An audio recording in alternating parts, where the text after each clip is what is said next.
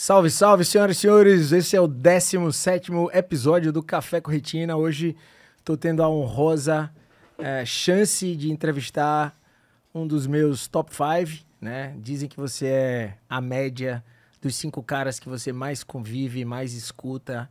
Então hoje eu estou com um deles aqui, o senhor Alexandre Rosa, que na verdade é um cara que criou, é um retinólogo, um médico retinólogo, ou seja, especialista em retina. Criou mais do que uma marca, mas uma forma de trabalhar, uma forma de trabalho, uma forma de tratar os seus pacientes através da Retina Pro. Então hoje o programa vai ser com ele, falando um pouco sobre empreendedorismo, sobre como tratar bem os pacientes, como está sendo a formação médica e como vai ser o futuro. O que é que nos espera em relação a esse atendimento, à inteligência artificial, ou seja, nós vamos falar sobre um monte de coisa. Então, Ale, te convido aí a se apresentar um pouquinho para quem não te conhece. Valeu, Fica à valeu. vontade. Bom, obrigado, antes de mais nada, prazerzão estar aqui, né? Sempre a gente conversou sobre a possibilidade de estar junto aqui, então é um prazer que a gente pode estar trocando esse papo. Bom, eu sou Alexandre Rosa, eu sou oftalmologista também, como você, especialista em retina. Sou professor na universidade, a gente teve uma formação junta lá no HC em São Paulo. Sim, o Ale é meu amigo desde a USP, né? Fizemos juntos. Exatamente. E hoje eu tenho navegado um pouco nesse mundo de inovação, contei um pouco isso na aula que a gente deu ontem na Sociedade Sergipana de Oftalmologia, que hoje a minha linha de pesquisa mudou um pouco, ainda trabalho com retina, mas bastante com essa parte de inteligência artificial, enfim, novas tecnologias para tentar desmatar esse mundo novo aí que a gente vai estar pela frente, né? Como é que essas tecnologias vão impactar o nosso modo de ser médico. Acho que isso vai ser uma coisa legal de conversar ao longo do programa aí. Então, você já falou, eu sou sócio da Retina Pro, que é uma clínica de oftalmologia especializada em retina. Mas, além disso, tem outras empresas relacionadas também à área médica. Uma delas é a RedCheck, que faz parte de laudos de oftalmologia.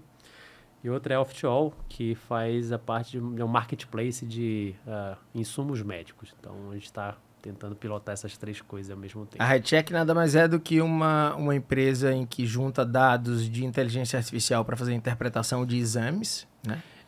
A gente tem, na verdade, a RedCheck hoje, ela surgiu com uma premissa que o médico pode ter mais tempo para ganhar dinheiro se ele terceirizar uma parte dos seus laudos. Então, a ideia é essa. Então, imagina que você vai viajar, vai passar, sei lá, 1 semana, 2 semanas viajando e você não tem alguém que queira laudar para você.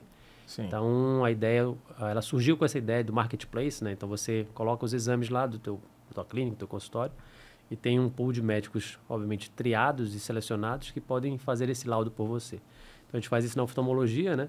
E aí depois a gente começou a colocar várias camadas de complexidade. Então, a inteligência artificial hoje já tria uma parte desses laudos, já separa o que é normal, ou seja, que você vai laudar muito rápido, e o que é anormal. Então, a gente já faz isso. A gente já tem um reconhecimento óptico de caracteres, que a gente chama de OCR. Então, ele copia dados, por exemplo, do campo visual, que é um exame muito...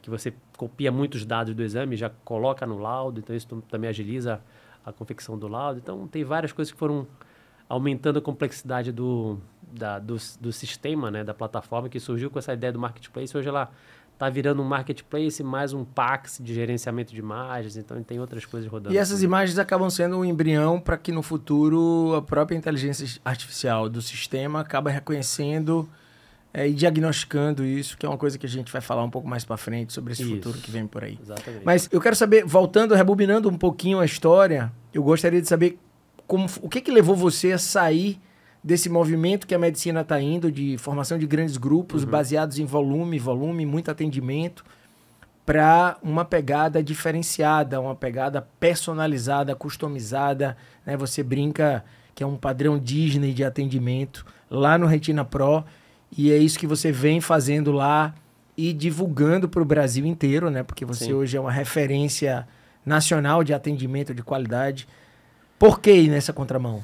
Cara, isso é uma pergunta super interessante. Talvez poucas pessoas me perguntaram sobre por que eu fiz essa mudança de chave. Porque, em geral, quando a gente chega, a gente volta da residência, né? Você tem aquele intuito que você começa a trabalhar em vários locais ao mesmo tempo, né? E você, depois de um tempo, começa a ir triando sabendo onde é o melhor local, onde você vai ficar, enfim, onde você vai manter-se trabalhando. E aí a grande virada de chave para mim foi, eu tive logo quando eu voltei, alguns tempos depois, eu tive burnout. Fui diagnosticado com burnout, eu trabalhava bastante, isso até impactou... Um clássico para médico hoje em dia, né? Exatamente. Então, isso até impactou no meu primeiro casamento, hoje eu estou no meu segundo casamento. Foi provavelmente um dos motivos que eu me separei, talvez tenha sido esse, mas enfim. Ou seja, custou dinheiro também? Custou dinheiro também. E aí, em determinado momento da minha vida, eu vi que eu trabalhava muito e não recebia de forma adequada. Eu, às vezes, recebia 2, 3 meses depois, né?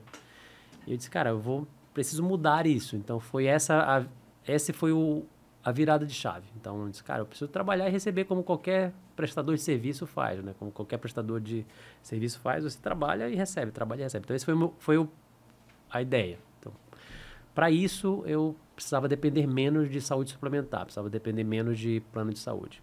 Então, a gente teve, graças a Deus, uma formação muito boa. E aí eu comecei a pensar o que uma pessoa que não deseja ser atendida pelo plano de saúde procura. Ela procura um atendimento de qualidade, obviamente, mas isso não é o suficiente para ser um diferencial, mas ela quer que o atendimento seja na hora, que, enfim, a estrutura seja muito boa, enfim, que os exames sejam o mais rápido possível, que o diagnóstico dela seja imediato, que ela tenha uma entrega toda muito adequada com aquilo, né? Ou seja, você foi na dor de alguém que queria ser atendido de uma forma diferente. Exatamente. E aí eu percebi que esse público existia, porque eu pagava particular, por exemplo, para ir no médico, no endócrino, eu pagava particular da minha filha, eu pagava o particular do meu nutricionista. Então, eu disse, não, existe esse público ele não é algo que eu estou imaginando que possa não existir. Então, ele existe. Como é que eu consigo acessar isso da melhor forma possível? Obviamente, é uma coisa que é uma transição, não é uma coisa, amanhã vou fechar toda a minha agenda de plano de saúde e vou parar de atender e vou só atender particular. Obviamente, se você começa isso desde o início, talvez seja uma construção mais fácil, mas a gente vinha numa pegada de atender e operar. Então, isso começou de uma transição, né? Então, comecei separando alguns horários na agenda do início, né, para atender só pacientes particulares, e isso hoje eu faço praticamente 95% do meu tempo. Eu só atendo paciente particular, atendo um dia da semana, saúde suplementar, que é para justamente atender os meus pacientes antigos, que já estão comigo há algumas décadas aí, né? Que eu não quero perder esses pacientes, eles também têm uma relação muito próxima comigo, mas acaba que hoje eu acabo não atendendo tanto paciente de primeira vez, né? Pelo menos pela saúde suplementar. Para quem não conhece o Retina Pro, né? Se chama Retina Pro porque ele é especialista em retina, ele é oftalmologista, você viria para qualquer tipo de clínica que queira prestar uma assistência diferenciada ao seu paciente, né? Qual é a experiência hoje de quem entra na clínica Retina Pro? Ou seja, qual é a experiência do paciente? Imagina que você está dando um online experience para ele, né? Um imaginário, para que essas pessoas aí fora que estão nos escutando entendam qual é a experiência que ele vive ao entrar na Retina Pro. Então, a clínica surgiu com a ideia de outras clínicas que eu já tinha visto nos Estados Unidos, que eram a ideia de você prestar uma consultoria. Então, a gente como retinólogo, né, como especialista em retina, a gente não é gerador de fluxo. Dificilmente o paciente vai dizer, eu realmente acordei com descolamento de retina, vou procurar um retinólogo. Em geral, ele vai no oftalmo geral, o oftalmo da confiança dele, e ele é encaminhado. Então, a gente não é gerador de fluxo, que a gente chama. Sim. Então, o nosso cliente, além do paciente, é muito o oftalmologista geral. Então, tem uma estatística da Academia Americana que para você poder sobreviver só com retina, você tem que ter pelo menos uns 8 oftalmos gerais referenciando para você. Então, a Retina Pro surgiu com essa ideia de ser uma consultoria. Então, o paciente vai para lá para prestar um atendimento ou tirar uma dúvida, ou enfim, ser referenciado, e ele volta para o médico dele. Então, essa é uma premissa que a gente sempre prima muito por lá, né? Que o paciente ele tem um dono. Lá a gente vai ajudá-lo, mas ele tem o dono, que é o oftalmo geral dele. E a ideia, você falou muito da Disney, tem algumas premissas que a gente tentou implementar, né? Tanto de simplicidade de atendimento quanto de efeito de qualidade. Uma delas é a Disney, a outra é a Apple. E quando a gente começa a estudar o case da Disney, uma das coisas que me chama muita atenção é que eles tentam impactar o seu cliente nos 5 sentidos.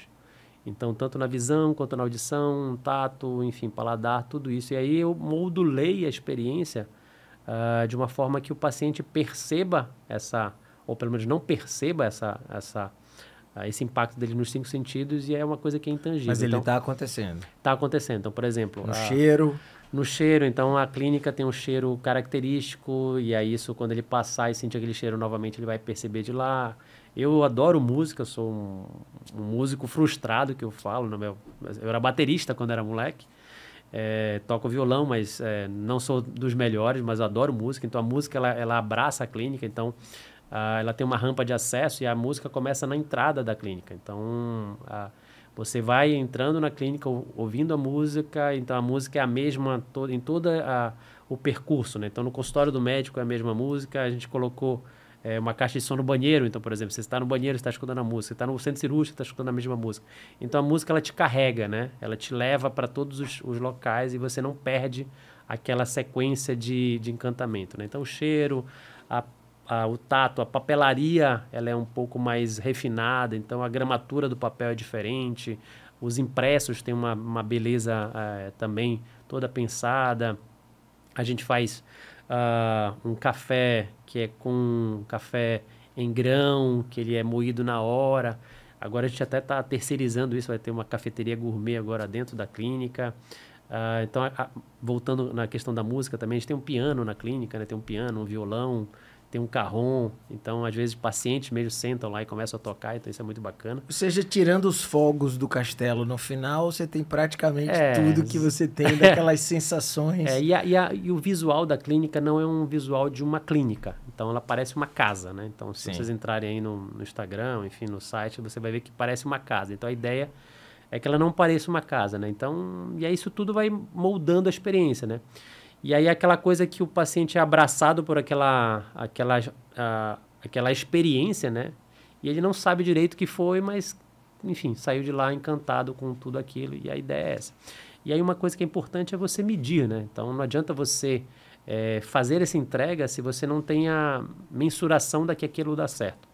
Então a gente mede tudo, né? A gente mede tempo de espera, a gente mede pesquisa de satisfação do paciente, a gente mede satisfação do call center, tudo é medido e vira dado depois, né? Então, ou seja, você tem um pós-venda como um termômetro de tudo que está acontecendo ali. Por exemplo, é muito comum às vezes, ou muito comum não, pelo menos às vezes o médico que atende lá e fala, olha, putz, não estão conseguindo resposta no call center, não está funcionando, está muito ruim, aí você vai, putz, não, vamos ver o que aconteceu nesse ponto específico, mas aí você olha o número global, né? Então, olha, aconteceu um problema, pode ter sido realmente um problema pontual, mas 99% dos pacientes consideram o atendimento do call center muito bom ou excelente. Então, exceções podem acontecer, mas a regra ela é que as coisas acontecem muito boas.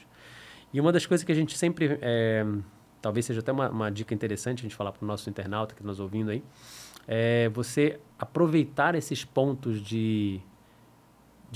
talvez de falha, vamos colocar assim, para como é que você transforma aquilo numa experiência melhor, né? Então, como é que você transforma uma crítica numa experiência boa? Como é que você... Aquela velha coisa, né? Como é que você pega o limão e transforma numa limonada ou até mesmo numa caipirinha para ficar mais gostoso, né? Então, tem um case que foi bem interessante quando a gente estava fazendo a obra dessa clínica nova. Era um sábado à tarde, e aí o pessoal estava quebrando ali a calçada com aquelas britadeiras. Brrr. E aí teve uma pessoa que entrou em contato no direct da clínica. Assim, no Instagram entrou, putz, olha, eu sei que vocês estão reformando e tal, mas, putz, está atrapalhando o sono da minha bebê que acabou de nascer aqui, tem 2 meses de idade.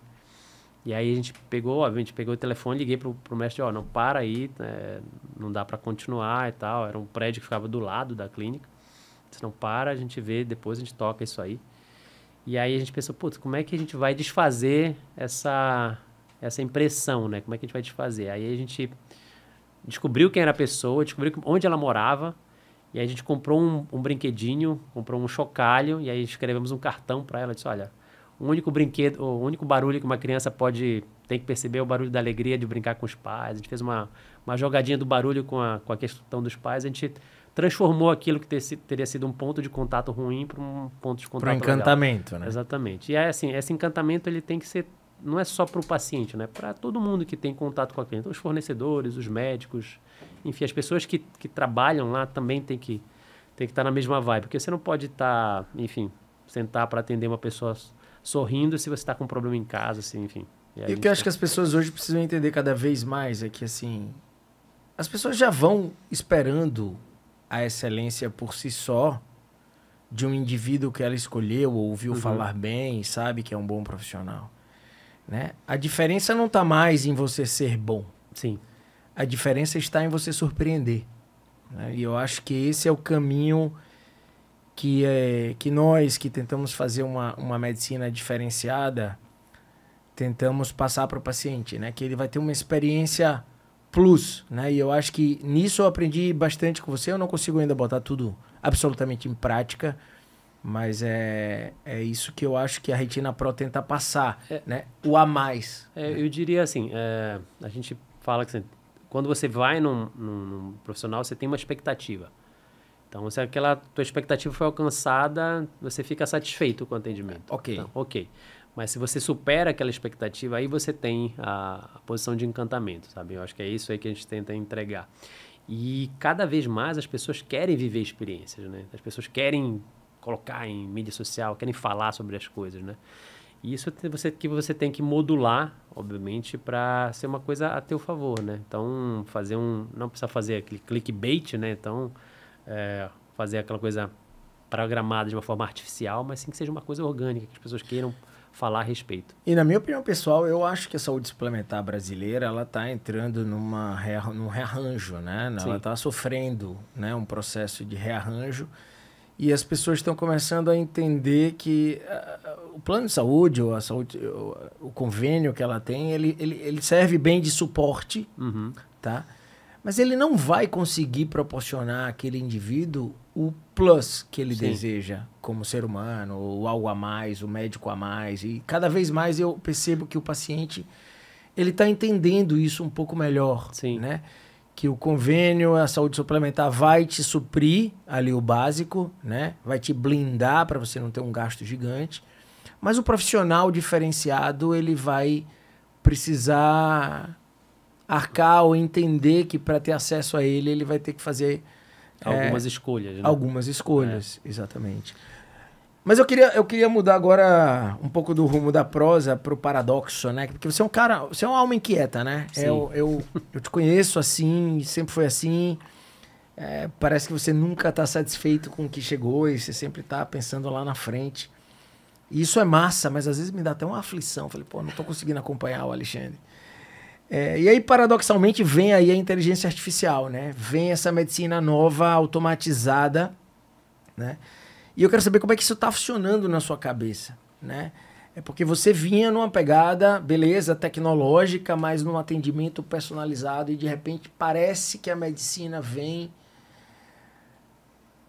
computadorizada, né? O médico cada vez toca menos no paciente, ele quer saber o que você disse, ele anota no computador, o computador manda fazer alguns exames, os exames saem os resultados. E aí? Que médico nós vamos ser?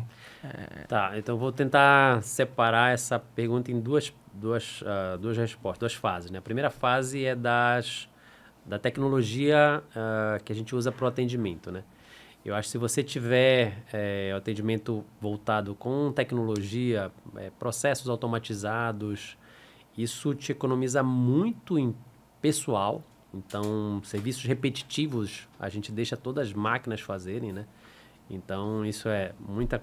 A Marina, que é minha esposa e hoje gestora na clínica, tem uma pegada também bem parecida. Então, tudo que é automatizado, a gente tenta fazer. Ou uma máquina vai fazer, ou eu vou criar um processo que vai fazer isso muito rápido, né? Então, só para você ter uma ideia, a gente tem robôs na clínica que fazem a limpeza do dia a dia. Então, eles disparam de madrugada, a limpeza grossa, então passar pano, passar vassoura, são 2 robozinhos que vão lá e durante a madrugada estão limpando a clínica. Obviamente tem uma pessoa de serviços gerais que vai durante o dia, dá aquela avaliada mais detalhada, mas o grosso já foi feito, né? Então, isso libera que essa pessoa possa fazer outras coisas, né? Então, isso é uma coisa. Você ter a tecnologia como aliada para fazer coisas repetitivas e você deixar as pessoas serem pessoas, não precisarem fazer o que um robô pode fazer, ou coisa que você precisa fazer de uma forma repetitiva, né? A gente brinca assim, tudo que pode ser, todo processo que pode ser categorizado numa lista de tarefas, a gente tem a obrigação de transformar isso numa automação. Então, a gente faz isso. Então, desde, por exemplo, criação da ficha cirúrgica, que é um checklist. E a pessoa ia lá ticando um por um e depois imprimia. Então, a gente automatizou isso, que hoje é um tablet, tem no centro cirúrgico, ela clica aqui e já gera o PDF e já vai para a ficha do paciente. Então, isso economiza muito tempo e você consegue ter dado daquilo. Então, isso é uma coisa. A outra coisa é como é que isso vai impactar, essa tecnologia vai impactar nós como médicos, né? Eu acho que a gente está vivendo um momento muito interessante da medicina, onde a IA vai chegar muito forte, né? A gente já tem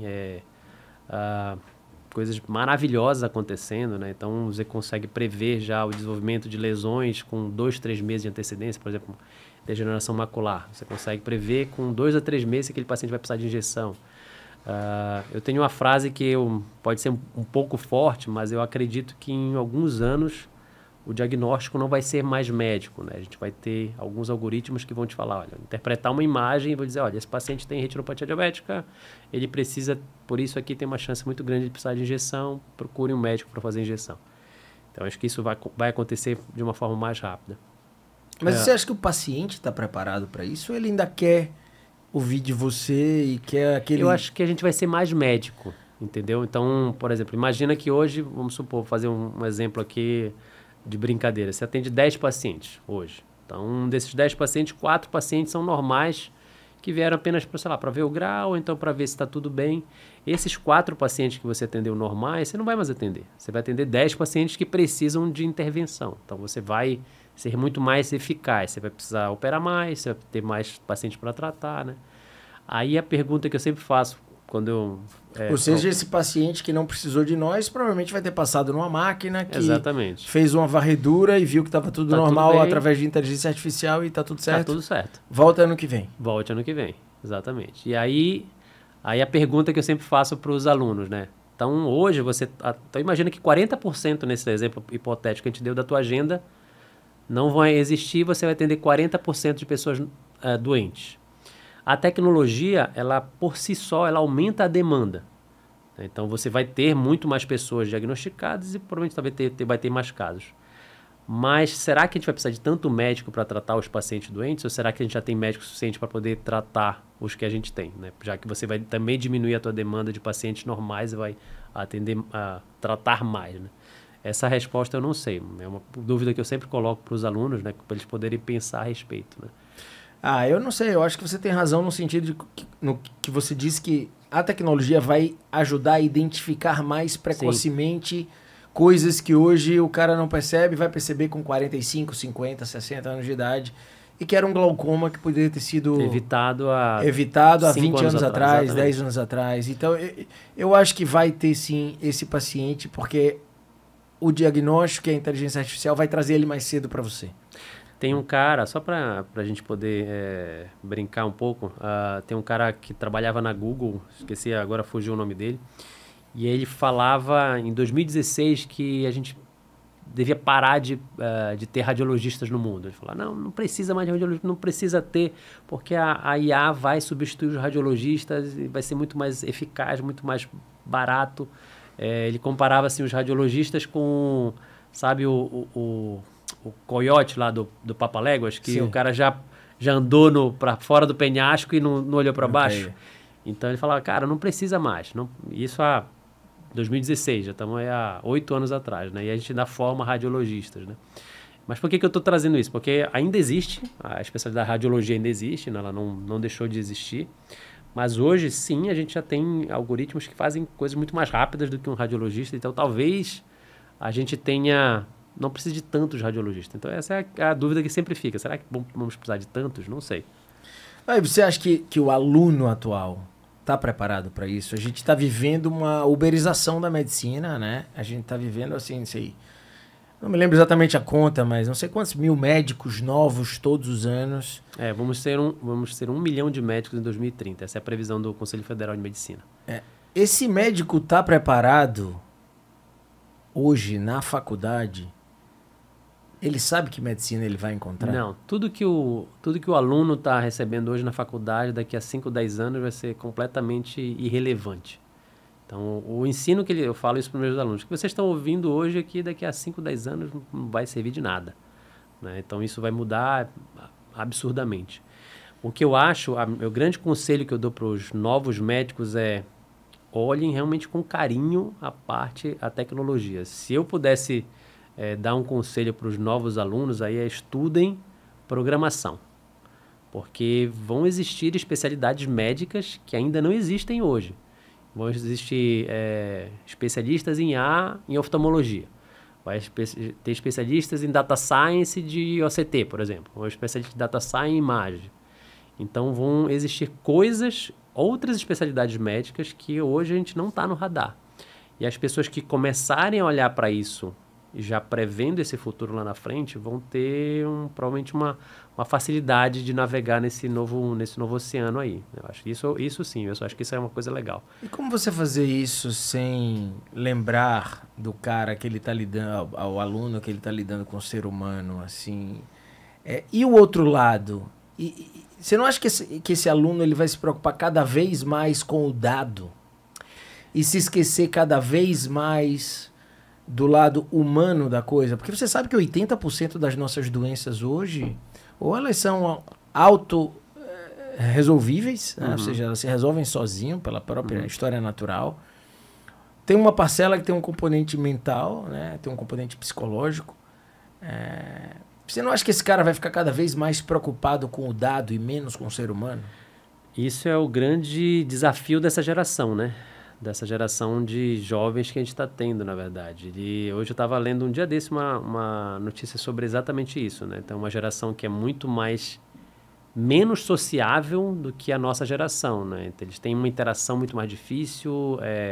Não é à toa que o índice de problemas de saúde mental explodiu, né? A gente tem muito mais jovens utilizando remédio para depressão, para ansiedade. Tem empresas que não estão contratando essa nova geração por uma ineficiência da relação interpessoal. E assim, o que a gente tem que entender é que são diferentes, e é diferente. Então, por exemplo, a gente estava discutindo isso recentemente numa das reuniões lá no Conselho Brasileiro de Oftalmologia, que é uma geração diferente. Então, enquanto a nossa geração era ok você chegar 6h30 no hospital, antes do chefe chegar para você poder mapear todo mundo, e quando ele chegar você começar a discutir caso e sair de lá. E ser reconhecido por isso. E ser reconhecido. Essa geração não é assim, cara. E, assim, você tem que... Talvez seja o grande choque das nossas gerações seja esse. Eles não querem fazer isso. Então, eles querem chegar no hospital na hora que é para chegar, que é 8 horas, trabalhar, fazer o job bem feito, e ir para casa, ir para academia, e malhar, e surfar, né? Então, eu passei um tempo... em 2019, fiquei um tempo lá em São Francisco, e um dos caras que eu visitei no hospital, ele saía 4h30 do hospital e ia pegar onda, entendeu? Ia surfar.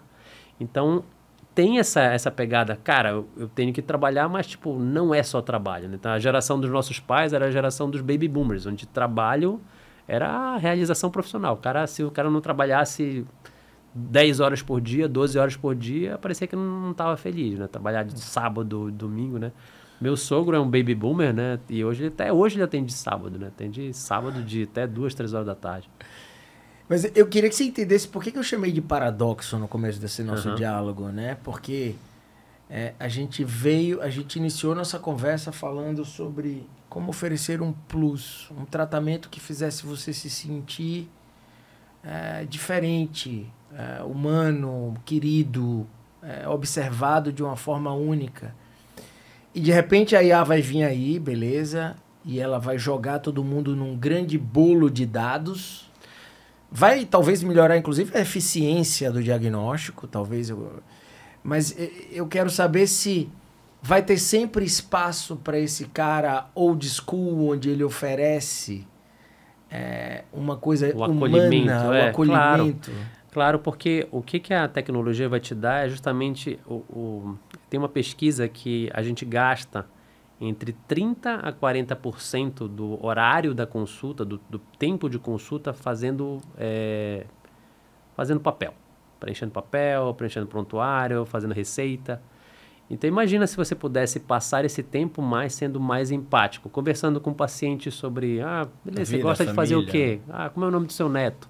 Né? E as pessoas que tiverem, obviamente, essa posição, essa possibilidade ou essa empatia vão se sobressair, sim. Então, a gente vai ter a parte, vamos dizer assim, dura da tecnologia, onde tudo vai ser dado, mas ela vai te permitir o outro lado, vai te permitir que nós sejamos humanos, né? Eu não gosto muito daquela palavra humanização.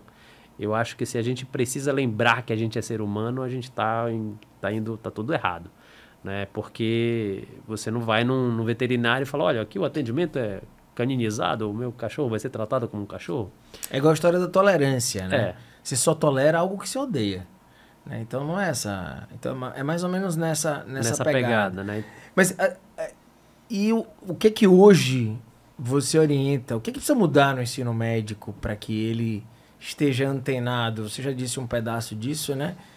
Que ele precisa estar antenado nessa história da inteligência artificial, dos dados, de como lidar com isso. Mas e esse lado humano, e onde é que esse aluno vai aprender? De que forma ele vai aprender, se daqui a pouco nada daquilo ali vai servir mais, né? Se daqui a pouco ele vai digitar no ChatGPT e vai ter a resposta. O que o aluno de medicina vai precisar aprender finalmente? Eu acho assim, tem algumas coisas. Uma coisa é o ensino, assim, como você ensinar adultos hoje mudou muito. A gente pode falar um pouco sobre isso, que quando a gente era aluno, a gente, por exemplo, você ia ter aula de cardiologia. Você tinha 6 meses para poder aprender cardiologia, porque aquele cidadão que estava ali na tua frente ia sumir da sua vista e você não ia conseguir conversar com ele mais, a não ser que você fosse um cardiologista depois da faculdade. Então, hoje não é mais assim, né? Hoje você tem lá uma pessoa, mas se você entrar no YouTube, você consegue achar uma aula de cardiologia muito melhor, talvez, do que o professor está te dando lá. Então, o acesso ao conteúdo e a qualidade do conteúdo, ela aumentou muito. Então, isso é uma coisa. Então, hoje... a gente, como professor, talvez nossa função seja ser muito mais um facilitador e discutir mais, conversar mais do que ser o dono do conhecimento. Em vez de eu chegar lá e dar uma aula e vomitar durante, sei lá, 1 hora, 2 horas lá sobre o que é glaucoma, como eu trato e tudo mais, como é que eu trago esse cara para dar um substrato para ele e na aula, em vez de a gente der uma aula, a gente abrir uma roda de conversa e conversar sobre o assunto. Instigar o raciocínio. Exatamente, eu acho que isso é. E aí isso já começa a trazer ele para uma outra mentalidade, né? Então, eu não estou aqui só para entender e vomitar o que é a resposta, né? Eu estou aqui para pensar a respeito. Ou seja, você acredita que o ensino da medicina deve ser baseado em problemas? Sim. Muito mais do que aula magna, né? E o que é interessante, por exemplo, isso a gente discute. Então, por exemplo, eu levei uma vez como é interessante quando você deixa o aluno pensar e brilhar, né? Eu falei para eles a respeito do diabetes, da importância que o diabetes tem, porque é uma doença que causa cegueira na população economicamente ativa. E aí um dos alunos começou a fazer um cálculo. Disse, professor, estou vendo aqui que um exame de fundoscopia no SUS custa tanto. Se a gente fosse triar a população toda de Belém, estimando que a gente tem tantos % de diabetes, a gente ia gastar tanto. Olha a projeção que isso ia ter de economia no futuro. Então, o cara trouxe um dado completamente diferente, que eu não tinha nem pensado, né? Justamente para a gente começar a colocar e problematizar o negócio, né? Então, eu acho que assim, a nossa função como professor hoje mudou. Acho que a gente tem que ser cada vez mais um mentor, e isso o PBL tem essa pegada de mudar, né? Fazer o que a gente chama de metodologias ativas, né? Você tem, em vez de ser uma metodologia passiva, onde você é uma pessoa e transmite seu conhecimento, o aluno faz parte desse processo de entendimento do problema. Sim. E constrói isso junto. Mas eu acho que também não é para todos, sabe, Bruno? Por exemplo, tem alguns alunos que se dão muito bem no PBL, porque você precisa se expor, né? O PBL você tem que... E tem alguns alunos que são muito bons, mas são introspectivos, são mais tímidos e têm dificuldade, né? Então, eu acho que a metodologia ativa, ela é boa para alguns, mas alguns alunos podem ficar um pouco mais receosos de participar. E nessa geração mais indoor, mais introspectiva, isso deve ficar mais evidente, mais com certeza. evidente ainda. Eu sei que você teve algumas experiências no Vale do Silício, né? De que forma isso mudou o Alexandre Rosa, essas experiências?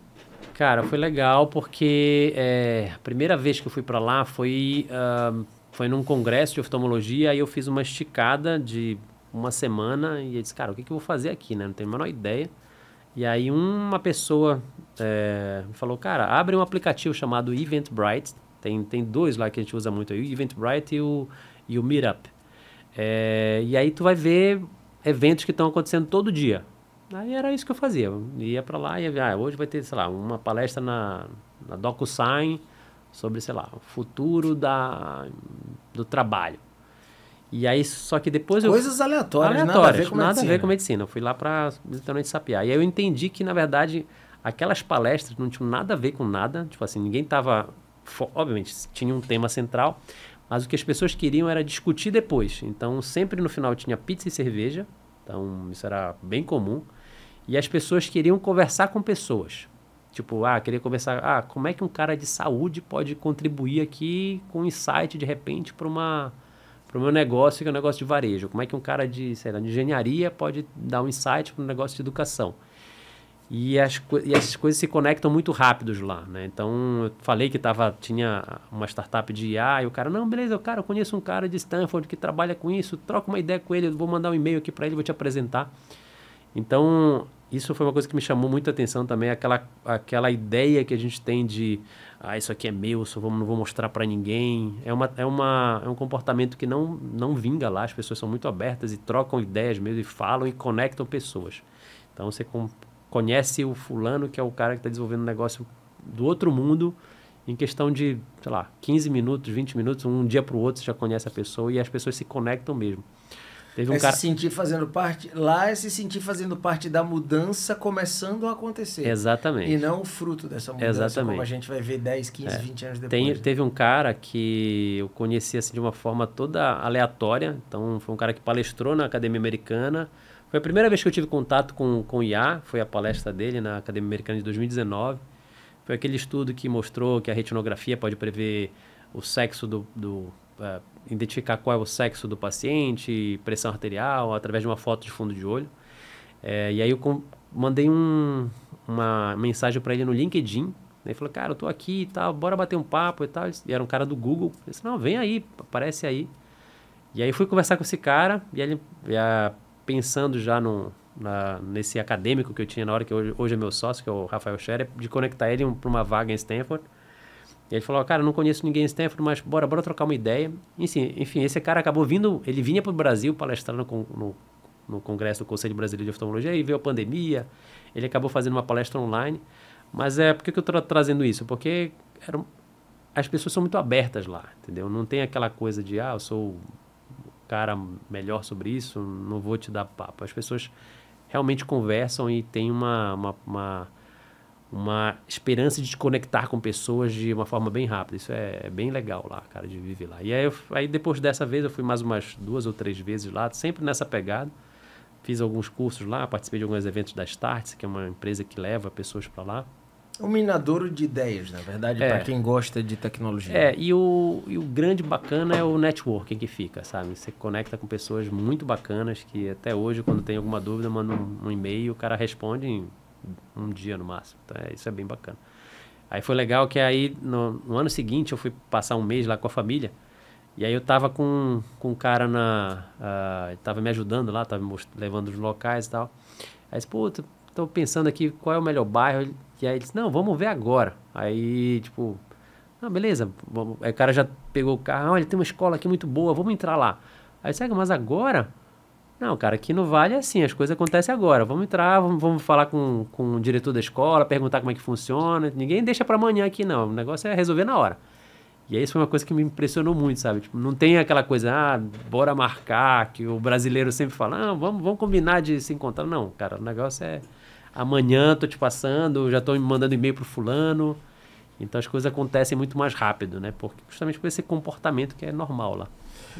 Uma coisa que eu acho que vai existir um gap, voltando a falar de medicina, pacientes e médicos, né? Eu acho que hoje o paciente ainda sente muita falta do médico mais humano, do médico Sim. toque, do médico menos dados, menos objetividade, né? Eu me lembro que eu me considero jovem, relativamente jovem, e eu entrei no pronto-socorro, me apresentei como médico, fui atendido por alguns alunos, ainda assim eu entrei com uma suspeita clínica de dengue e eu saí sem ser tocado. Então existe uma parcela desses pacientes que vai durar um tempo ainda grande, talvez meus pais, um pouco da nossa geração, que vai sentir muita falta desse médico humano.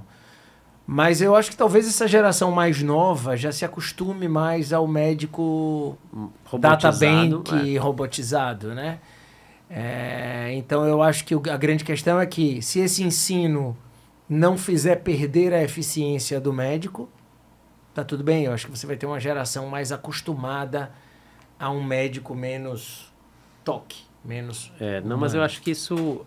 Bom, pelo menos isso na minha leitura não deveria acontecer, né? A medicina, como mais falou anteriormente, a medicina é humana, né? É do contato Sim. humano e isso faz todo sentido na medicina, né? Então, eu acho que a tecnologia ela tem que te ajudar na outra coisa, na parte chata de escrever pontuário, de ficar, enfim, fazendo laudos e relatórios e que uma coisa você perde um tempo absurdo, não tem por que você perder um tempo, é melhor... Tecnologia para isso, né? Mas a relação interpessoal, acho que ela existe. E é super interessante você levar isso, porque isso aconteceu comigo também. Então, eu fui no hospital, eu geralmente não me identifico como médico, quero ser tratado como um paciente normal. E eu tava com uma tosse e dor nas costas e tal. Cara, o cara não me escutou. Mandou fazer um exame, sempre tá tudo bem, olhou o raio-x, não, tá tudo bem, toma esse remédio. E isso para mim me chocou muito, né? São gases.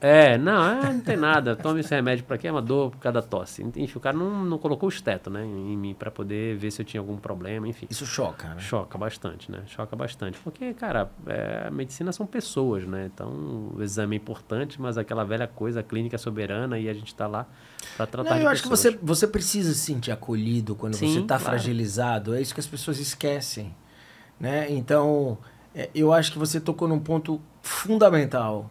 Tecnologia, sim, para abreviar seu tempo, seu diagnóstico, te ajudar, mas para que sobre tempo para você acolher e ser diferente com aquele indivíduo fragilizado que está precisando de você. Teve uma história que me marcou muito, e eu até falo dessa história em uma das palestras que eu dou para os alunos que estão saindo da faculdade, que é sobre empatia. Teve um paciente que foi no consultório uma vez, e aí, ele é um paciente que eu já tratava de edema macular diabético há muito tempo e tal. E aí ele chegou no consultório, eu vi que ele não estava bem, entendeu? Eu disse, o que aconteceu? Aí ele falou, pô, doutor, minha esposa faleceu. E o que mais me chamou a atenção, assim, cara, doutor, eu passei 30 anos com essa pessoa. 30 anos com essa pessoa, com essa mulher, e eu nunca falei para ela que eu a amava. Olha a força disso, né? Caramba. E aí ele chegou, cara, no leito de morte dela e pôde falar isso, né? Então, caramba, assim... ele passou 30 minutos conversando sobre isso, né, comigo. Pô, foi uma pessoa que ela era babá dos meus filhos e quando a minha primeira mulher morreu, eu casei com ela e eu a acolhi durante esses 30 anos. Ela cuidou dos meus filhos, enfim. E eu fiquei 30 minutos com o cara e ele chorando na minha frente, né, falando sobre isso. E aí, assim, eu percebi, cara, a consulta dele é essa hoje. Isso é o curado. Ele não veio aqui para tratar o olho dele. Sim. Ele veio aqui literalmente para... preciso falar sobre isso, né? Uma lição de empatia. Exatamente. E o cara disse, não, deixa o cara falar, deixa ele ouvir, extravasar e chorar tudo que ele... Então, ele foi num oftalmologista, né? Para poder se abrir, né? Isso é você ser médico, né? Você entender que as pessoas têm problemas e, às vezes, o problema... é você literalmente escutar e dar espaço para ela poder se abrir, né, com você, né? Isso foi muito legal, foi marcante para mim, acho que foi marcante para ele até. Sensacional. Agora eu tenho uma pergunta para você. Depois de tudo isso aí, você já é um cara bem sucedido, já realizou um monte de coisa, um monte de sonhos. Eu quero saber de você como ser humano, qual é o sonho que o Alexandre ainda tem mais íntimo? Puta, essa foi forte agora, não tava preparado para essa. Não, mas cara, é assim, família, né? Família acho que é base de tudo. Tenho um sonho muito grande de ver os meus filhos bem formados. E a gente estava falando sobre isso, né? Educação e saber que eles estão, como seres humanos, estão indo no caminho certo. Acho que esse é um grande sonho. E como você abriu o podcast de hoje, né, falando, eu sou eternamente inquieto, né? Então, eu não vou ser o cara de pijama que vai estar comendo Cheetos, vendo Netflix na sala de casa com o pé em cima do sofá. Definitivamente eu não vou ser esse cara, eu não vou me contentar com isso. Eu sempre vou estar procurando a próxima coisa para fazer, enfim, tentando criar um novo negócio. A gente estava conversando sobre isso um pouco mais cedo, né? Eu adoro criar negócios. Nem que seja uma empresa, uma clínica nova, comprar uma outra empresa. A gente está comprando uma outra empresa agora. Mudar o jeito de operar alguma coisa que já está funcionando. Então criar coisas novas é a coisa que me motiva hoje. Então, família, né, como base de tudo. E legado. E legado, cara, acho que é isso. Aquetentar criar coisas novas e deixar uma parte, uma sementinha aí de impactar algumas pessoas, né? Então, eu comparo com aquele vídeo das ondas batendo na pedra, sabe? Então, para algumas pessoas isso vai ser, isso é bullshit, é bullshitagem, esses caras estão falando um bando de coisa que não tem nada a ver, mas eu acho que a onda vai passar por algumas pedras, vai tocar algumas pessoas, vai chegar ali na areia. E algumas dessas pessoas podem tirar algum proveito disso que a gente está falando e falar, cara, esse maluco aí tem algum sentido, eu vou fazer uma coisa parecida. Então, acho que se a gente for com umas ondas na pedra e atingir algumas pessoas passando ali por algumas pedras, que já valeu a nossa passada por aqui, por esse planeta. Show de bola, meu amigo. Eu gostaria de dizer que você tem sucesso nisso, né? Você é um cara que inspira muita gente, né? Inspira amigos, inspira colegas e me inspira também. Então, muita coisa do meu movimento de inquietude. Claro que a gente tem pegadas diferentes, Sim. né? Você tem uma pegada muito mais objetiva, tecnológica.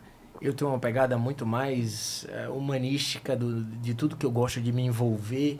Mas eu acho que o que importa é a lição de se manter sempre tentando fazer algo que deixe a sua chama interna forte, acesa e impactando o máximo de pessoas que você conseguir. Então, muito obrigado por sua presença hoje aqui no 17º episódio do Café com Retina. Foi um grande prazer e eu espero que você continue com esse seu legado de ensinar pessoas, ensinar alunos, inspirar e um brinde à sua estada aqui. Valeu, foi top. Valeu, Brunão. E para vocês, compartilha se gostou desse conteúdo e até o próximo episódio do Café com Retina. Até mais. Valeu.